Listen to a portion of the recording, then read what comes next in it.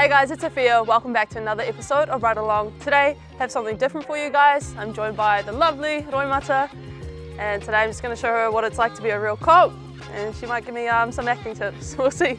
Let's get it. Would you consider joining? Yeah, well, exactly. Well, I walk around like I think I can. Yeah.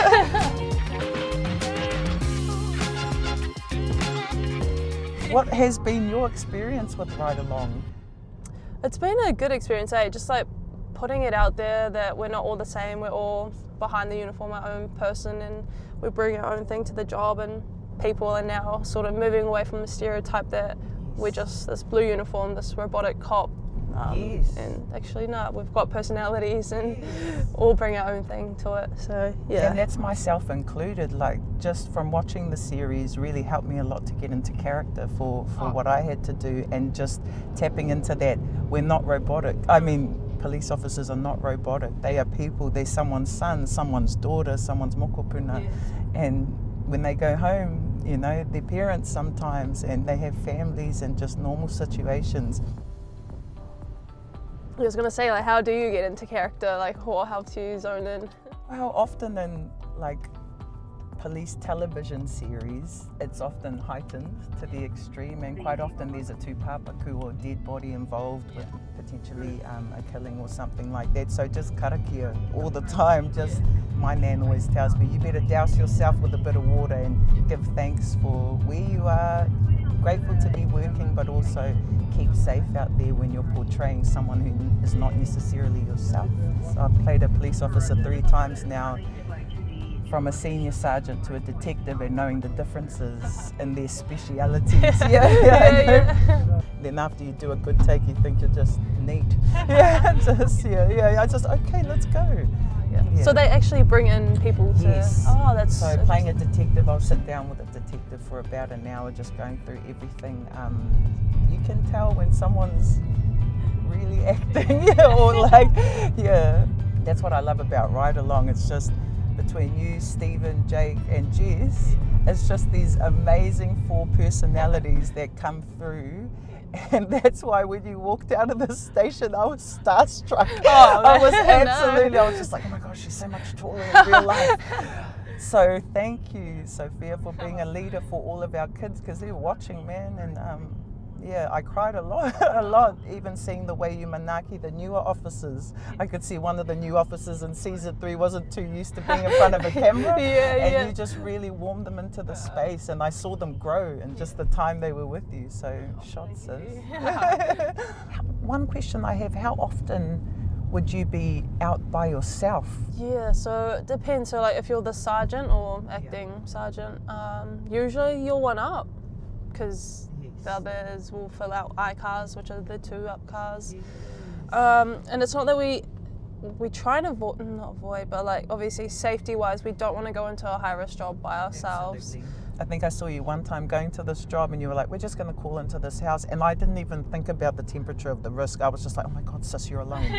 You know, it's just like, no, but then it was absolutely fine, and you would never have entered that situation if the risk was that high. You know, absolutely. Also, what's it like going between the different shifts, you know? On frontline, it was a bit hard to start off with, trying to get used to 2 years straight of just frontline, so that roster, 2 earlys, 2 lates, 2 nights. It can be quite brutal for some people. I bet, I can imagine, especially being something new, like you said, it was something to really get used to. Yeah. How about you? What's your timings when you're doing filming? Like, how long are your days? It's kind of similar. Usually it's a 12 to 14 hour day, but you never really know when you're going to be in there. So sometimes it'll be 6 a.m. to 6 p.m. or sometimes it'll be 1 p.m. to 3 a.m. It kind of fluctuates. I love to make sure that my family balance and my work balance are always in check. Just like I've just come back from home, just finished a 6-month job in Queenstown, so it was really nice to get home, get in the water, wash it all off, go visit everyone, and then you come back fueled up to go again. Yeah, as long as you've got like supportive people around you too, and just speak up if you're struggling, then you'll do fine. It takes a village. Yeah, it does indeed.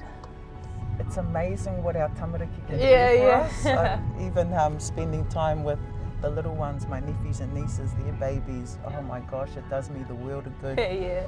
Especially stepping out of the, you know, the intensity of a big work day.